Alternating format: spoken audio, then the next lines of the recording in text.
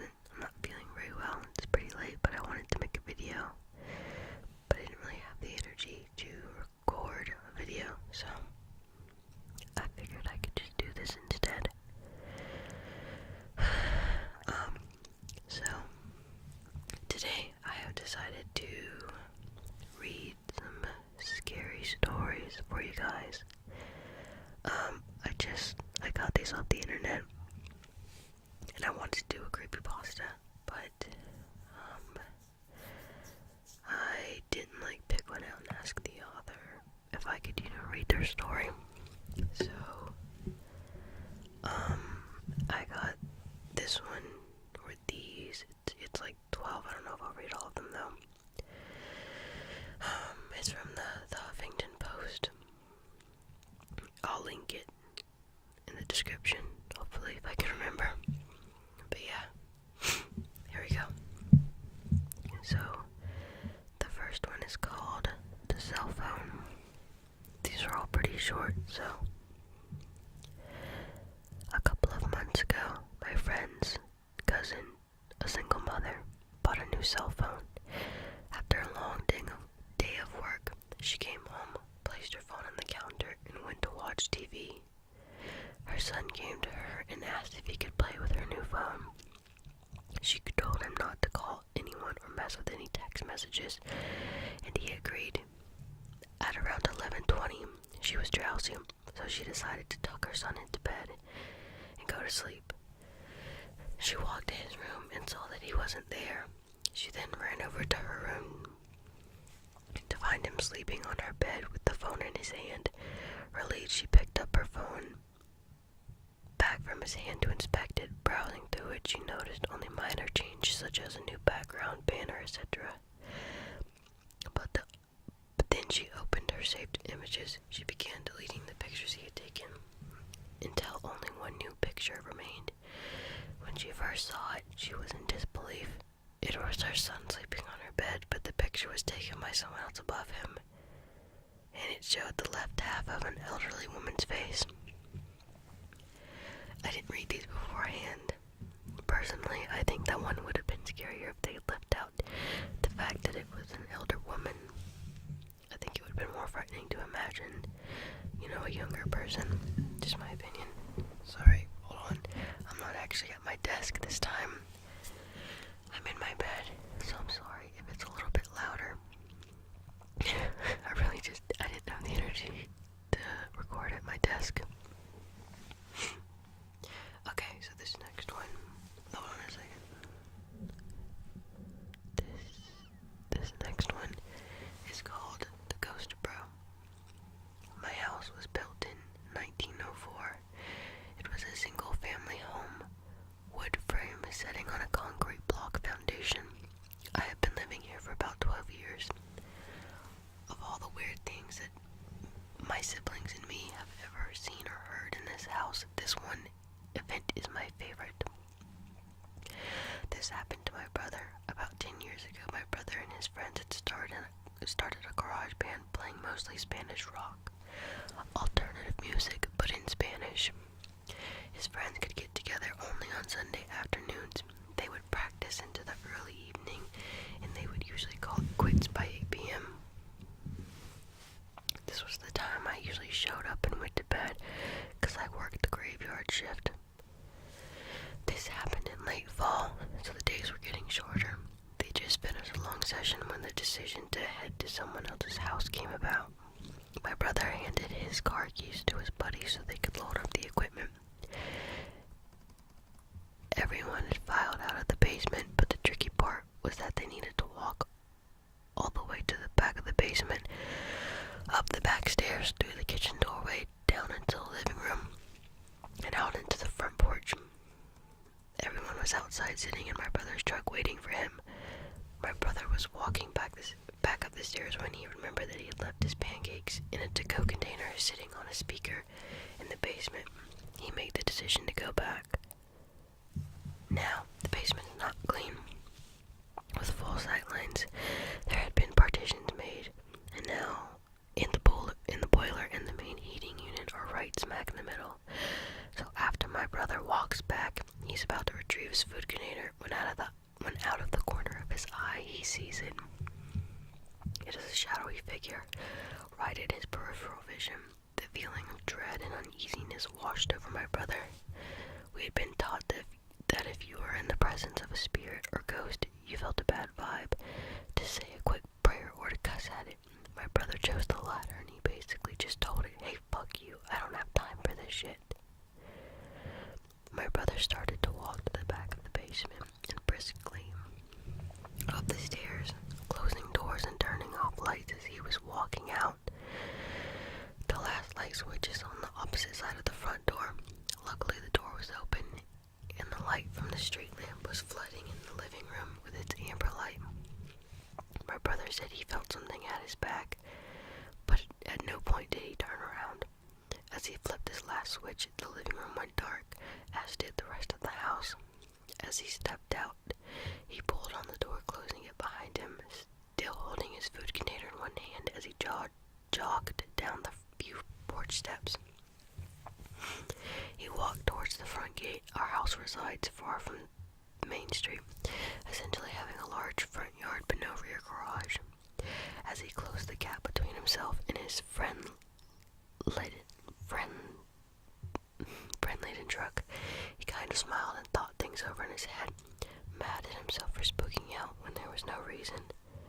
He climbed into the driver's side of this truck, putting on his seatbelt and getting ready to pull out of the parking spot directly in front of his house. When one of his friends asked, "Hey, what about your brother? Isn't he coming with us?" My brother answered, "What do you mean? He went to work early tonight. He's already gone. Do you see his car anywhere?"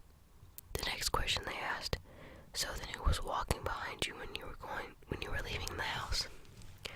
Ooh, spooky. I like that one a bit more. One night when I was maybe 10 or 12.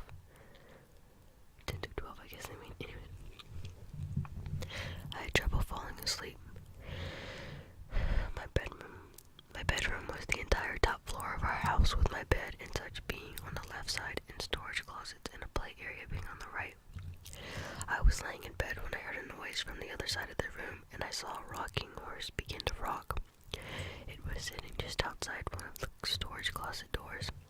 It proceeded to rock its way halfway across the room and stopped dead under the ceiling light.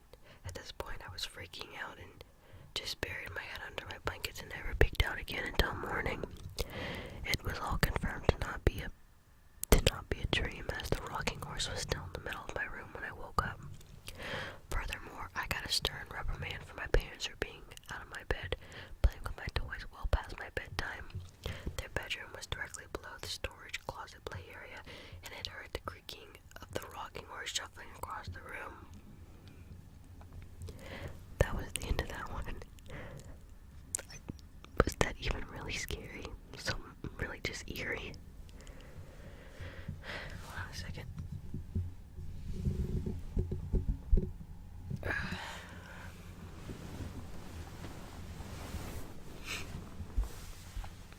My older sister has a ghost that's followed her around for years.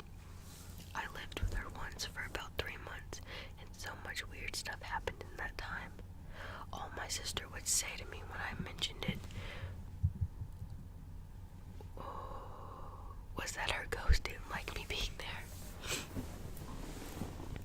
Things like going to bed with everything locked up and switched off, and waking up in the morning with the back door open, lights on, and the kettle switched on. One night, my sister and I were getting ready to go out, and I asked to borrow her liquid foundation. I used it and put it back where she kept her makeup. 10 minutes later, she's asking me for it, and it's nowhere to be seen. She accused me of taking it and made me buy her a new one, and refused to listen to my side of the story. About a year or so later, when she was packing to move into a new house, she found the makeup in a shoebox with some old letters. The shoebox was in a zip-tied-up suitcase that was underneath her bed. But probably the most scared I ever felt was one afternoon when I was the only one in the house, which never happened as 4 other people lived there. I'd arrived home from work and headed straight to the bathroom. All the doors and windows were closed. I was standing in the bathroom started squeezing a pimple on my chin when a female voice in the hall said, "Stop picking your zits." It was loud enough and sounded real enough at the time. I thought it was my sister, so I laughed and told her to fuck off. Asked her what she was doing for dinner. No answer. I stuck my head out into the hall. No one there. I searched the house top to bottom and there was no one else home. I sat out on the front porch until someone else got home because I didn't want to be in there alone. That was the end of that one. I really should have just recorded this at my desk. This is very loud. Oh well. This next one is called Annie96 is Typing. This is much more of an interactive experience than anything on the list. As you read through this WhatsApp conversation, okay, so basically it's like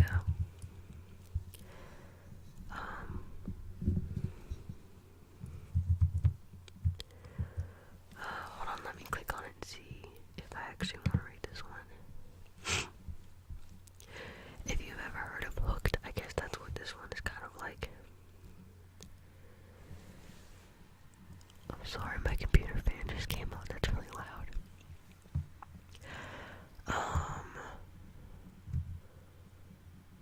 I don't really think I want to read this one. If I do, I'll come back to it. Okay.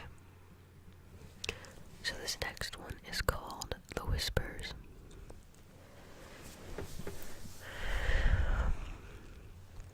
This is a story I do not often tell. I promise, sincerely, that this has scarred me for life, and although I have looked into psychological explanations for what I heard and natural explanations for what occurred, they remain unsatisfactory. When I was a child, I was scared of the dark. I swore to my mother I heard voices in it. They were not evil, but they were not familiar, and so they scared me. It was not uncommon in the middle of the night for me to wake up and hear whispers, as I would call them when asking my mom. She figured they were just bumps in the night, and that typical kids nightmare material. I tried often to explain to her that it was more than that they sounded different from one another, the way people's voices do. On some nights I would get so scared from these whispers that I would sleep in my mom's bed with her. It was an added bonus that the bathroom was directly outside her bedroom door for my late night tingles. I should add at this point that when walking out into the hall to go to the bathroom, you look directly down the stairs that would lead you into my living room on the first floor, as my mom's bedroom was on the second floor. On one such night around Christmas, I awoke and felt the need to relieve myself.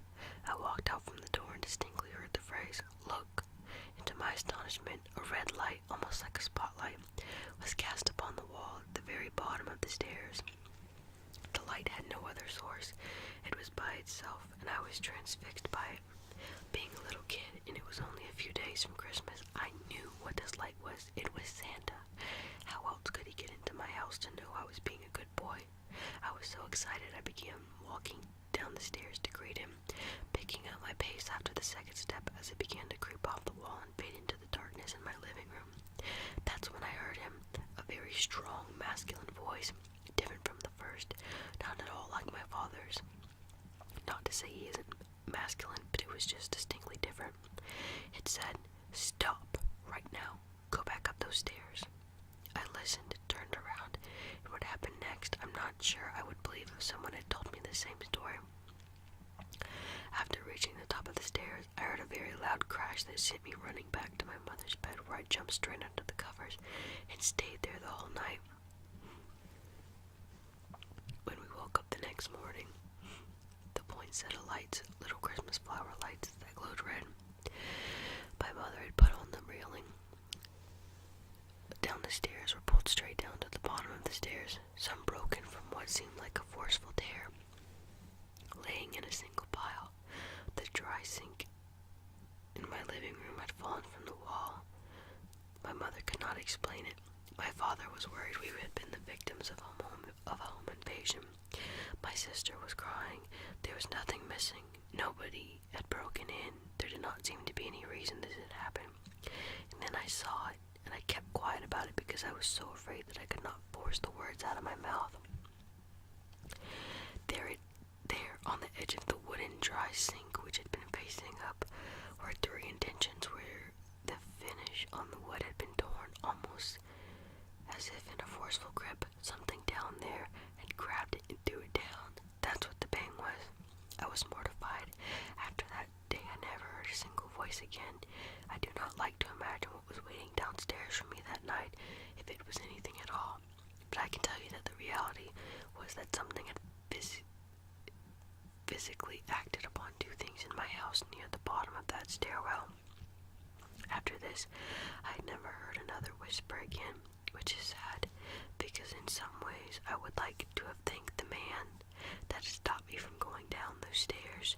This happened when I was 7. I'm 20 years old now, and because of that incident, I'm still afraid of the dark, especially shadowy stairwells.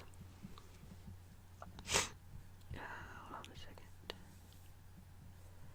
Okay. This next one is called The Grandfather.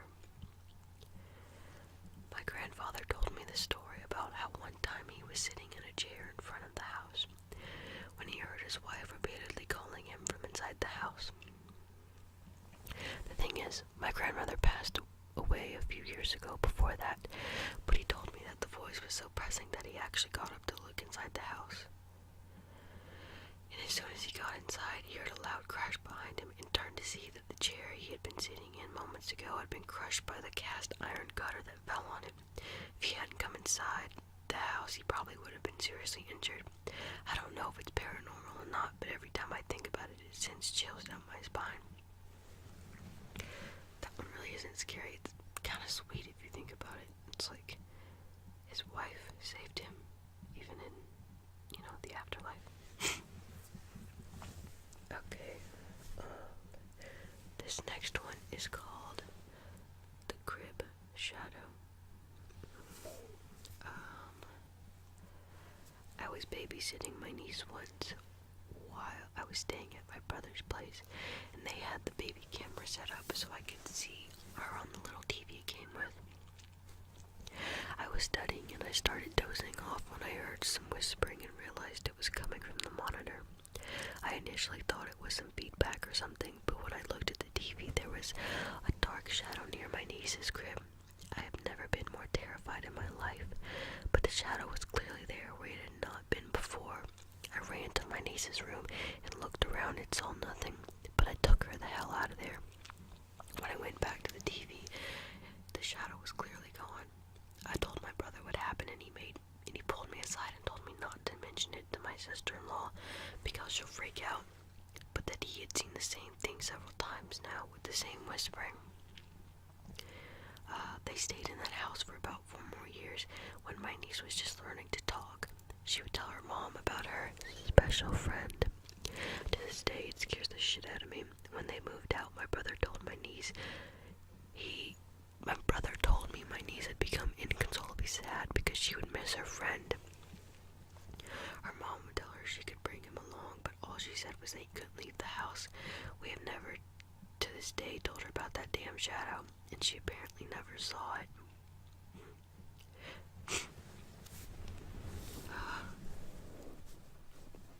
This next one is called The Shadow. I didn't know that's what it was called until much later. I was living in a house in Laguna Beach. I don't know if that's how you say that had been there since the 20s. In its history, it had been a speakeasy, a brothel, and a house for smuggling illegal immigrants. One day, my new wife and I were having an argument. I can't even recall what it was about. She walked down the block to get a cup of coffee and cool off, and I was alone in the house.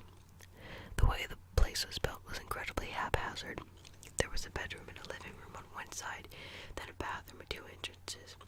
On the other side of the bathroom was a hallway that had windows in one side and 2 bedrooms on the other. From my bedroom,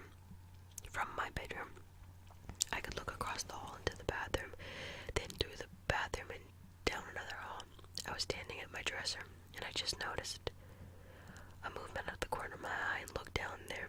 There was, and honest to God, this gives me goosebumps just typing it. 17 years later, a black figure.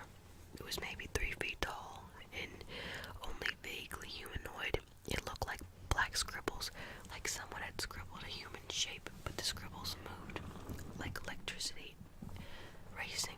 That's the best way to describe it. There was no sound that I could remember. I distinctly remember when I saw it, I wasn't afraid, just like, what the fuck? Then I noticed it was looking at me. I can't say it turned around, it just focused on me, I guess. Then I was scared. I didn't move, didn't scream, nothing. I was just frozen because it fucking came at me. It rushed down the hall towards me. I had no idea what it intended, but as soon as I entered the room... Sorry, I nearly coughed. The door closest to me just slammed shut on it. I screamed. I yelled for my wife. She wasn't home. I went the fuck outside into the daylight. Didn't go back in until she got home about 10 minutes later. I don't believe in ghosts. I don't believe what I saw was something supernatural. But I don't know what it was.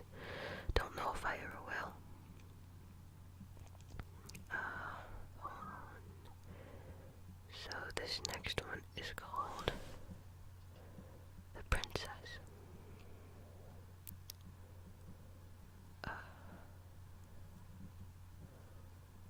Okay.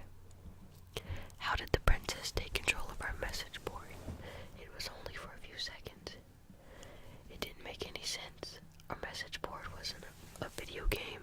Our message board pulled all of its information from the internet. The princess was already inhabiting a game at the same time. All the rules we thought we knew, all the things we thought could keep us safe had failed us. Could she have done this at any time? Could she do it again? Were there any real limits to what she was capable of? We looked through all the data we'd collected. We tried to find some common thread we'd been missing. There must have been some way we could have known. There had to be more answers than what we were seeing, and there were. We finally realized the truth. It was so obvious. The princess had been on our message board the whole time. She was on every page. She was on every forum list. She'd been staring at us, watching us for years, and we never even saw it. She was at the banner at the top of the forum. She was every screenshot we posted, every video we uploaded, and every piece of fan art we drawn. Every image of her is her. Every image of her, when observed, gives her power. She's not a ghost. She's not a computer virus. She's an idea, living fiction. She lives off our observation and thoughts of her. When we all watched that stream, banded together, and gave her all of our attention all at once, we made her more powerful than she'd ever been before. We made her strong enough to manifest through the images we'd post on our message board and speak directly to us. We took down all the images. From what we speculate, it's enough to simply never look at them again. But we deleted them all just to be certain. However, it may already be too late for us. I've been losing contact with other members of the society. I can't tell if something's happened to them or they've simply gone into hiding. At this point, only a fool would consider the worst case scenario. I'm not completely heartless. I know she's fighting for her survival now. For her, being forgotten is death. She does what she does in the hopes of keeping her memory alive. To that end, perhaps my telling her story to the world is a small act of mercy. Maybe the thoughts I've lent her will ease her pain somewhat. I don't know. But either way, that isn't why I wrote all of this. What I've told you could put you in great danger, but it might also save your life. You're a target now, and in the months and years ahead, she may well come for you, but I've also given you the knowledge you need to keep yourself safe. Do not try to fight her. Do not try to talk to her. Do not try to outsmart her or trap her. Don't investigate. Don't try to understand. Don't try to be a hero. Don't try to be her savior. It is my sincere hope that I've given you all the answers you want, so you won't make our mistake and try to investigate further. There's one and only one thing you need to know to be safe. If you see her, turn off the game. That one was kind of weird. I don't really think I understand it.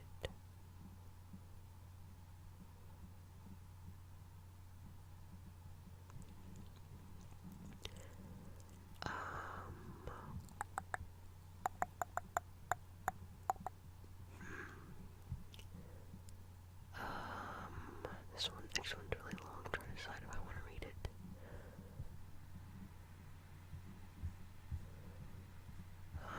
It's really long.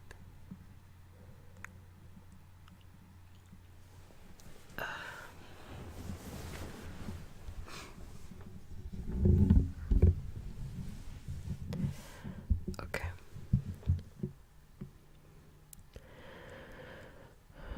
This next one, well, last one. This last one is called the satellite images. A friend of mine showed me how to use Google Images, or Google Maps. I'm sure you've seen it. It lets you use satellite images to look at locations all over the world. A few years ago, I was in a car accident. Since then, I really don't leave the house all that often. It's difficult, and the idea of seeing a car drive by me makes me feel lightheaded. I was fascinated by the fact I could see all over the world, almost like being there. I could virtually walk down the streets and almost feel like I was actually there. I instantly became hooked. It gave me a real eye on the world. I could go to almost any major city, and I did. I'd seen the streets in Japan, China, Germany, and England, so many places. I'd even gone to tourist attractions like the Great Barrier Reef and Dracula's Castle. My favorite was to go to random places in major cities and see how many people and animals I could find. The faces of the people were always blurred to protect their privacy, but it was still enjoyable to see them out there, enjoying their life, walking like it was no big deal. She must have good taste, I laughed. I zoomed in closer, noticing the gray bag she carried on a gray and purple shoulder strap. She was walking in a relaxed manner, one hand trailing the wall beside her. I bet if I could have seen her face, I would see that she was smiling. I began to feel a little sad. I let my hands fall onto the arms of my wheelchair and looked at her for a minute more. I wish I could be there, walking so carefree with her. That wouldn't happen though. Until I died, I was stuck in this chair. I sighed and zoomed out of Tokyo. Enough of this for tonight. I turned off the computer and went to bed. I got up early and decided to look around Paris. Paris was always fun. I liked the look of the city, with all the old beautiful buildings and so many people to watch. I randomly zoomed to an area and saw a street lined with old brick buildings, a few small shops, and an old tan brick church. Ahead was an intersection, and dozens of people walked by. A balding businessman walked quickly past, looking back at an old woman, hair covered with a scarf, carrying a large purse. A curvy woman in black pants that were too tight stared into a store window, and two women led a group of small children around a corner. I spun the view a few more times, and then I saw something peculiar. Sitting on the bench at the bus stop were two people. One of them was a young woman with her feet stuck in front of her like in a relaxed manner. She was wearing a pair of red sneakers, like my own. I was startled for a moment as I noticed the black pants, white t-shirt, and black hooded jacket. Her dark brown hair was tied loosely behind her head. A gray bag sat on the bench beside her, the shoulder strap hooked over her shoulder. This is crazy, I thought. It can't possibly be the same woman. This is a different country, different continent even. How could it be her? This was stupid. It wasn't as if these were live photos. They were taken ahead of time and then stored. It's not like she was in two places at once. She could just be a traveler. Besides, without seeing her face, it was impossible to tell if it was the same person. Brown hair was probably the most common hair color in the world. Those red sneakers were something I purchased online. I'm sure a million other people did it too. I shook my head and went to fix some lunch. When I got back online, I decided to look at Berlin. I picked a random street as usual. It looked pretty empty. There were brick buildings lining the streets, looking more like factories than anything else. There were also a lot of empty lots, full of long grass and piled gravel. There wasn't much to see at all, really. There was a line of motorbikes and a car with 2 German flags sticking up from it. After more searching, I found a kid. He looked like he was dressed for school, a jacket thrown over his bag. He was intently looking at some kind of mobile device. I was disappointed. I started to leave, but then I caught something out of the corner of my eye. I turned the view, and there they were, those damned red sneakers. She was standing on a street corner next to some kind of signpost. She had a hand on the post looking down the street as if waiting to cross the stream. I stared in shock. How could she be there too? Even if she was traveling, there was no way I would find her every time. Even finding her in Paris would have been one heck of a coincidence. But this was crazy. Was this some kind of joke? Had Google decided to play a prank on its user that used the product too much? It would have been a great joke. I did a quick search, looking for a note about a woman that shows up like Waldo, but there was nothing. I looked through articles on strange things you can see on Google Maps, but none of them mentioned the woman that travels the world with you. This was crazy. Had my self-imposed isolation driven me mad? Had I become so lonely that I created a hallucination for myself? Leaving the Berlin image on my screen, I sent a text message to a friend asking him to look at locations. I asked if he saw the same woman. Then I waited, hands sweating, heart thumping in my chest. I jumped when my phone beeped with a return message 10 minutes later. I see the lady you're talking about in Berlin. I didn't see her in Paris or Tokyo. Is this some kind of game? Are you okay? I didn't respond, instead returning to the locations in Tokyo and Paris. There she was. She was there, but she was different. She was no longer sat at the bus stop bench. In Paris, she was standing in front of it, looking for something in her bag. In Tokyo, she was blocks away, squatting down to pet that calico cat. I shivered. Who was she? What was happening? I switched the map to Brussels. It was another city street. It was lined with old-looking buildings with shops on the ground level and what I guessed was apartments above. I quickly scanned the streets. They were empty, other than a stalky woman in a bright blue sweater. I did a second sweep. She wasn't there. I couldn't believe I was getting so worked up about this. Hold on a second. I'm gonna mute the mic.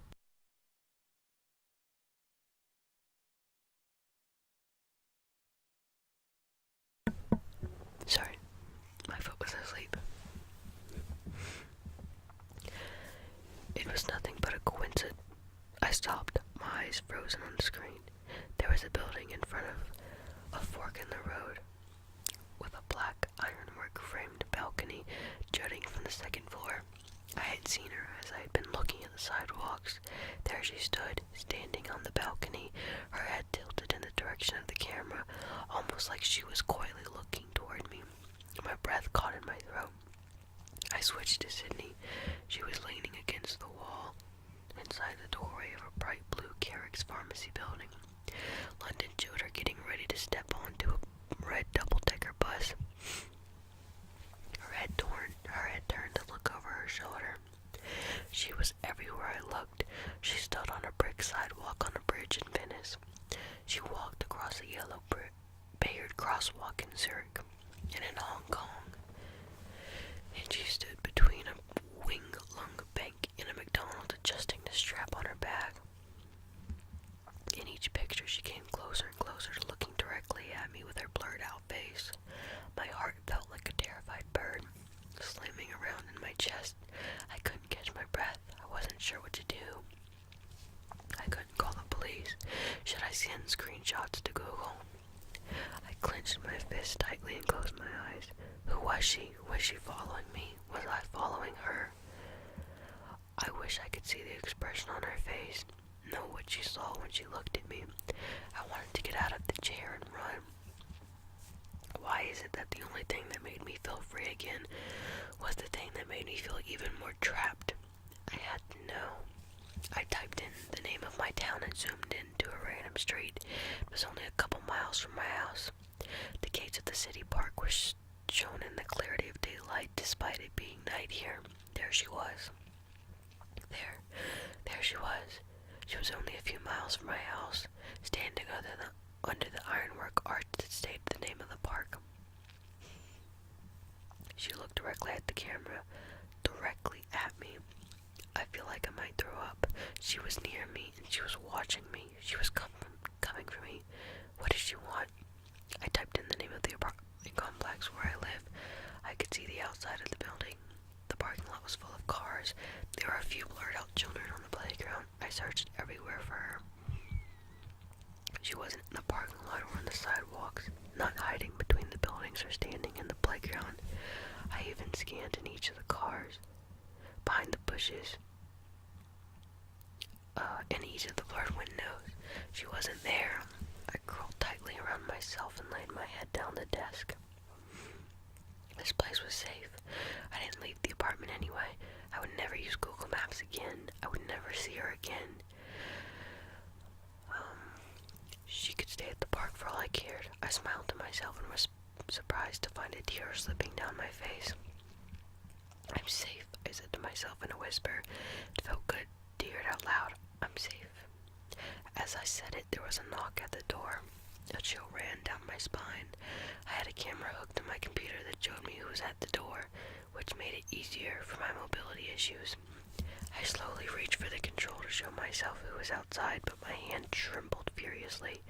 As I touched the control, I realized my mistake. The last of Google images that I had seen had only shown the outside of the building. Just the outside. I looked at the screen and saw a woman in a white shirt, black pants, a black hooded jacket, carrying a gray bag with a purple and gray strapped shoulder strap. Of course, there were those red sneakers. She looked directly at the camera, her face still a complete blur. As I tried to stifle a scream, she raised a hand and knocked loudly on my front door. That one was pretty good. Alright guys, well, that's gonna be it for me. Again, sorry this wasn't an actual video, it's just audio. Hope you could still enjoy it though. Also sorry for like a lot of the rustling because I'm in my bed. I'm trying not to do that again. But yeah,